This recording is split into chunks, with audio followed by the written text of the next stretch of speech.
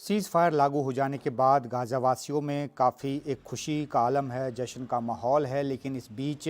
बहुत ही हृदय विदारक तस्वीर जो है वो भी निकल कर सामने आ रही है। नेज़रीम कॉरिडोर पर इज़राइल का नियंत्रण जो है वो ढीला किए जाने के बाद से जो दक्षिणी गाज़ा और मध्य गाज़ा में जो गाज़ावासी हैं जो कि उत्तरी गाज़ा की ओर लौट रहे हैं। आपको याद होगा कि जब उत्तरी गाज़ा में सैन्य ऑपरेशन की शुरुआत की थी इज़राइल ने, तो तकरीबन 10 से 11 लाख लोगों को मध्य और दक्षिणी गाज़ा की तरफ भेज दिया था ताकि जानी तौर पर उनका नुकसान न हो, उनके जान का नुकसान न हो।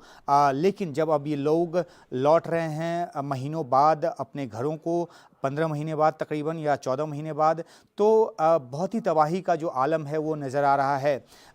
तमाम जो घर हैं वो वहाँ तबाह नज़र आते हैं। जो एक रिपोर्ट है यूएन की, उसके मुताबिक 69% जो स्ट्रक्चर हैं, जो बिल्डिंग हैं, वो या तो पूरी तरह तबाह हो गए हैं या आंशिक तौर पे तबाह हो गए हैं और इस तरह से तबाह हुए हैं कि उसमें रहा नहीं जा सकता। तो दक्षिणी गाज़ा, मध्य गाज़ा से बेशक हज़ारों की तादाद में या कहें कि लाखों की तादाद में लोग उत्तरी गाज़ा में अपने घरों की तरफ लौट रहे हैं, लेकिन वहाँ उनको अपने घर नहीं बल्कि मलबों का ढेर जो है वो मिल रहा है। और जो सड़कें भी हैं वो भी 60% के आसपास जो रोड नेटवर्क है वो भी आंकड़े के मुताबिक उसका नुकसान हो चुका है और वहाँ पे जो रिकंस्ट्रक्शन की जो ज़रूरत है वो बड़े पैमाने पर है। अब जो दक्षिणी गाज़ा में या मध्य गाज़ा में जितनी आबादी रह रही थी, पूरी आबादी जो है गाज़ा की वो 23 लाख के आसपास है। तो जब 11 लाख जो उत्तरी गाज़ा से लोग चले गए मध्य और दक्षिणी गाज़ा की तरफ, तो वहाँ पे जो आबादी का दबाव है वो बढ़ गया और टेंट सिटीज़ में या टेंट के जो आशियाने बनाए गए उसमें गाज़ावासी रहने को मजबूर थे। अब सीज़ फायर के बाद वो लौट रहे हैं, लेकिन उनके पास रहने को घर नहीं, उनको टेम्प्रेरी जो अपना बंदोबस्त है वो करना पड़ेगा। जो एड है वो दिया जा रहा है, अंतर्राष्ट्रीय एड दिया जा रहा है, उसमें बड़ी तादाद में टेंट आदि भी भेजा जा रहा है। लेकिन सबसे बड़ी बात यही है कि जो गाज़ावासी हैं उनके लिए मुश्किल भरे जो दिन हैं वो आगे रहेंगे। ये भी एक अनुमान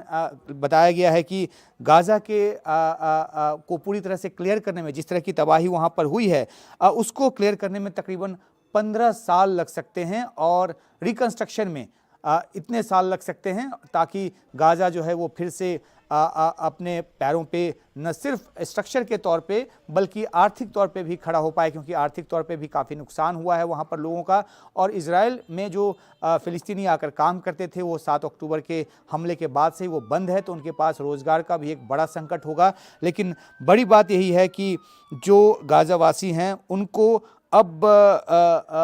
अपने घरों के लिए काफ़ी कुछ इंतज़ाम करना पड़ेगा।